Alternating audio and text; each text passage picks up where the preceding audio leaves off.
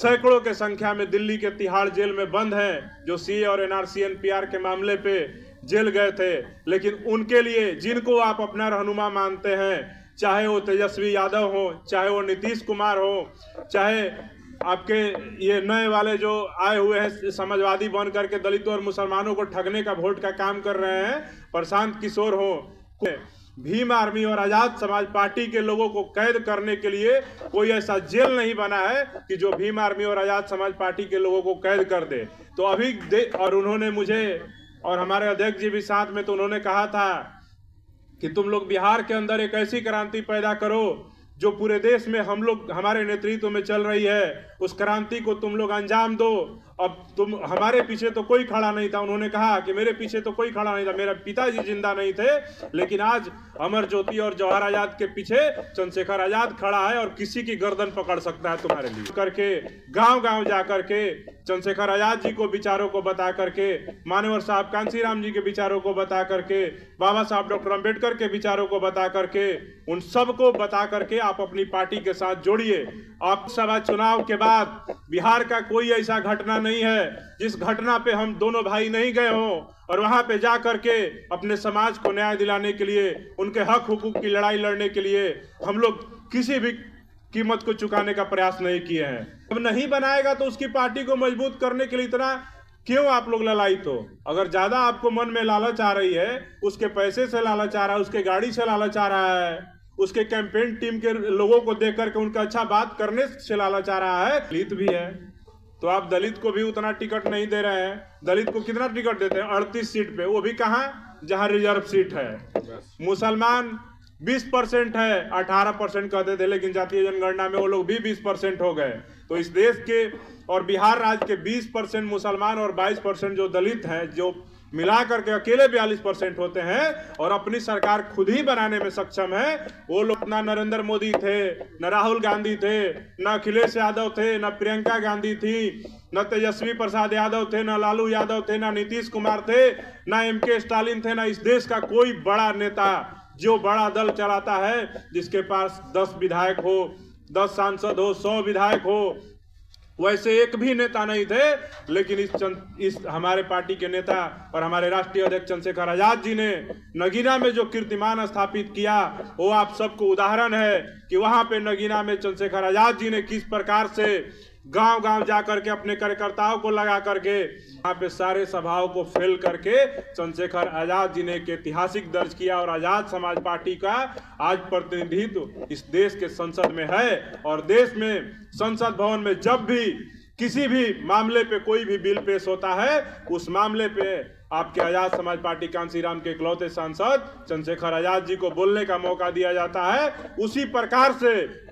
2025 का जो बिहार का विधानसभा चुनाव है, आप सब लोग आज यहां से प्रण ले। हम देखते हैं कि संगठन के अंदर कोई भी छोटा सा इशू होता है, बिना कोई पूछताछ किए, बिना कोई फोन किए, सीधे फेसबुक पे किसी के ऊपर आरोप लगा देना। और जिन पार्टियों को आप लोग वोट देते हैं, उन पार्टियों को उसमें नेता भी हैं। आपको बता दूं कि अभी मैं एक इंटरव्यू सुन रहा था, तेजस्वी प्रसाद यादव जी जो बिहार के नेता प्रतिपक्ष हैं, कि गाड़ी में बैठे हुए वो अभी मुसलमानों को रिझाने के लिए, हमारे एजाज सिद्दीकी साहब ने कहा कि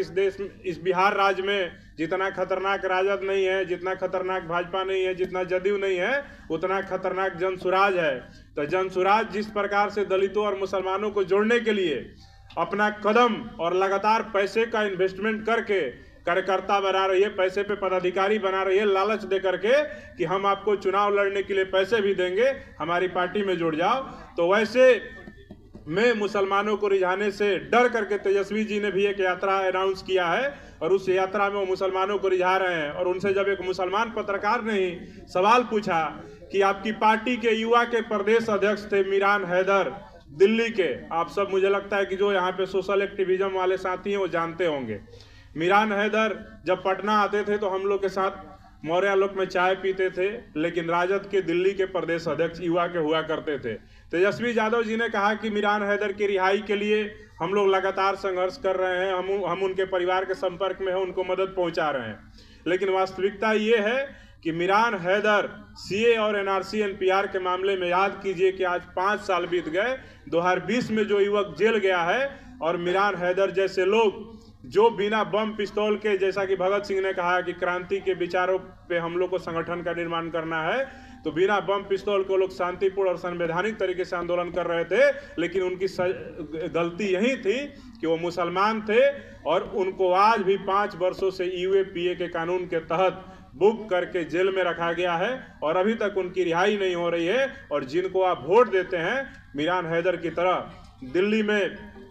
चाहे उमर खालिद हो, चाहे और तमाम मुस्लिम एक्टिविस्ट हो, सैकड़ों के संख्या में दिल्ली के तिहाड़ जेल में बंद हैं, जो सीए और एनआरसी एनपीआर के मामले पे जेल गए थे। लेकिन उनके लिए, जिनको आप अपना रहनुमा मानते हैं, चाहे वो तेजस्वी यादव हो, चाहे वो नीतीश कुमार हो, चाहे आपके ये नए वाले जो आए हुए हैं समाजवादी बन करके दलितों और मुसलमानों को ठगने का वोट का काम कर रहे हैं, प्रशांत किशोर हो, कोई एक शब्द नहीं बोलता है। तो मैं ये बातें आपको, जो भगत सिंह का विचार है, मैं ये भी कहना चाहता हूँ कि अपना क्रांति को अपना एक संवैधानिक दायरे में रखना है और हम लोग संगठन मजबूत कर लेंगे तो मुझे लगता है कि इस देश में भीम आर्मी और आज़ाद समाज पार्टी के लोगों को कैद करने के लिए कोई ऐसा जेल नहीं बना है कि जो भीम आर्मी और आज़ाद समाज पार्टी के लोगों को कैद कर दे। तो अभी का ज़रूरत है कि हम सबको, जितने भी SC ST OBC और बहुजन समाज के लोग हैं, मुझे याद है कि एक दिन हम लोग चुनाव के प्रचार में थे चंद्रशेखर आज़ाद जी के, और उन्होंने मुझे और हमारे अध्यक्ष जी भी साथ में, तो उन्होंने कहा था कि तुम लोग बिहार के अंदर एक ऐसी क्रांति पैदा करो जो पूरे देश में हम लोग, हमारे नेतृत्व में चल रही है, उस क्रांति को तुम लोग अंजाम दो। अब तुम, हमारे पीछे तो कोई खड़ा नहीं था, उन्होंने कहा कि मेरे पीछे तो कोई खड़ा नहीं था, मेरे पिताजी जिंदा नहीं थे, लेकिन आज अमर ज्योति और जवाहर आज़ाद के पीछे चंद्रशेखर आज़ाद खड़ा है और किसी की गर्दन पकड़ सकता है तुम्हारे लिए। तो ये सोचने की जरूरत है कि चंद्रशेखर आज़ाद एक नेता जो अपने कार्यकर्ताओं के लिए इतनी हिम्मत रखता है कि किसी की गर्दन पकड़ सकता है, तो आज समय है कि वैसे नेता के, वैसे पार्टी को और संगठन को मजबूत करके इस देश में, चंद्रशेखर आज़ाद जी ने दिल्ली के इंदिरा गांधी स्टेडियम में दावा किया कि इस देश में RSS से भी बड़ा संगठन भीम आर्मी का है। तो मैं उम्मीद करता हूं कि आप सब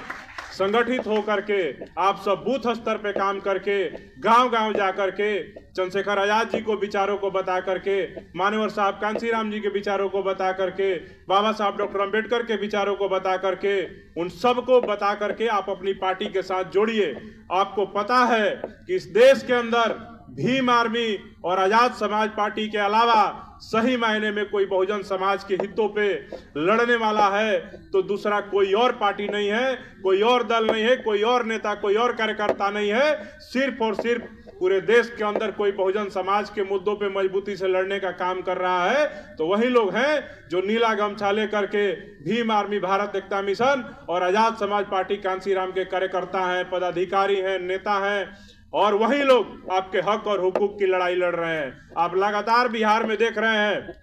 कि जब से हमारे और जौहर भाई के ऊपर जिम्मेदारी आई है, लोकसभा चुनाव के बाद बिहार का कोई ऐसा घटना नहीं है जिस घटना पे हम दोनों भाई नहीं गए हों और वहां पे जा करके अपने समाज को न्याय दिलाने के लिए, उनके हक हुकूक की लड़ाई लड़ने के लिए हम लोग किसी भी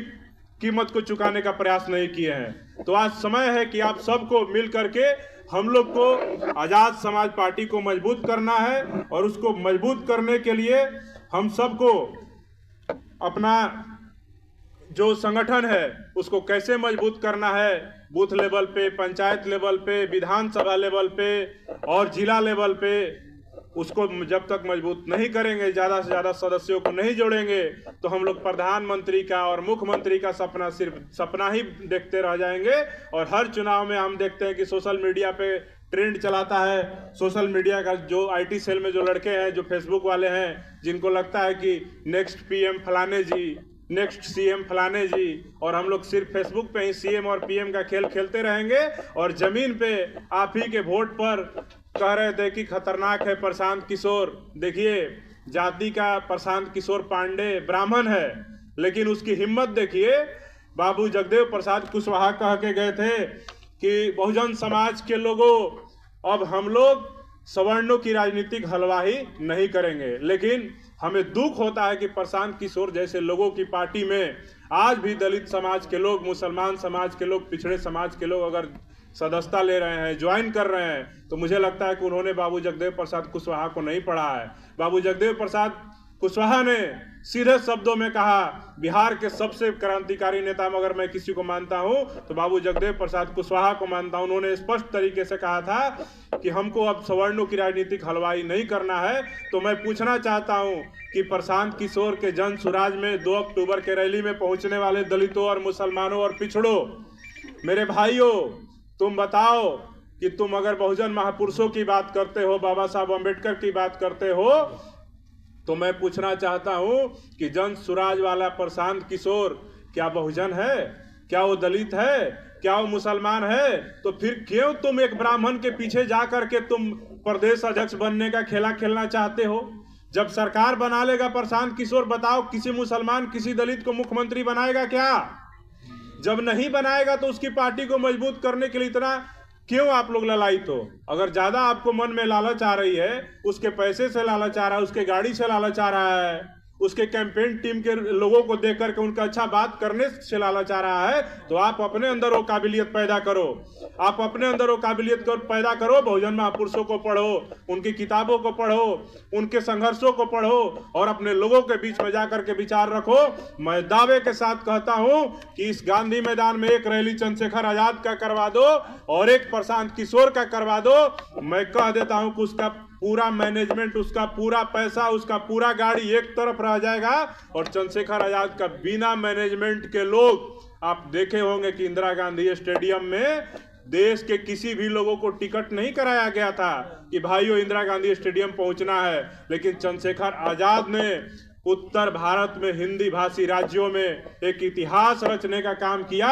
कि बिना बुलाए जितने लोग इंदिरा गांधी स्टेडियम के अंदर थे उसके 10 गुना ज्यादा लोग स्टेडियम के बाहर में थे। और वहां पे हम लोगों ने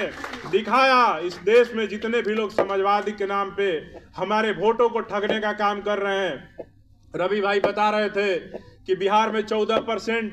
वोट है यादवों का,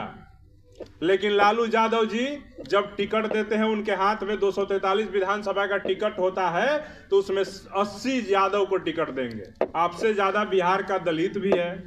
तो आप दलित को भी उतना टिकट नहीं दे रहे हैं। दलित को कितना टिकट देते हैं? 38 सीट पे, वो भी कहां? जहां रिजर्व सीट है। मुसलमान 20% है, 18% कहते थे, लेकिन जातीय जनगणना में वो लोग भी 20% हो गए। तो इस देश के और बिहार राज्य के 20% मुसलमान और 22% जो दलित हैं, जो मिला करके अकेले 42% होते हैं और अपनी सरकार खुद ही बनाने में सक्षम है, वो लोग 14% वोट के पीछे लग करके और लालू यादव के बेटा के पीछे लग करके अपने विधायक भी नहीं बना रहे हैं। उसी के वजह से आज प्रशांत किशोर जैसे लोग बिहार के अंदर पैर पसार रहे हैं। लेकिन मैं आज इस कार्यकर्ता सम्मेलन के माध्यम के कहना चाहता हूं कि हम सब बिहार के दलित समाज के लोग, मुस्लिम समाज के लोग, पिछड़े अति पिछड़े समाज के लोग, हम सब लोग मिल करके प्रशांत किशोर जैसे लोगों को बिहार में पनपने नहीं देंगे। और हम लोग आज प्रण लें कि जन सुराज जैसी पार्टी को, जो दलितों और मुसलमानों के नाम पे, साधन संसाधन के नाम पे ठगने का काम कर रही है, वैसे संगठन को, ऐसे पार्टी को हम लोग बिहार में पनपने नहीं देंगे। और वो विधायक और मुख्यमंत्री बनने का ख्वाब देख रहे हैं और हमारे लोगों को बरगला रहे हैं, वैसे आदमी का ऐसी हस्र करना है कि वो आने वाले पंचायत चुनाव में मुखिया का भी चुनाव नहीं जीत सके।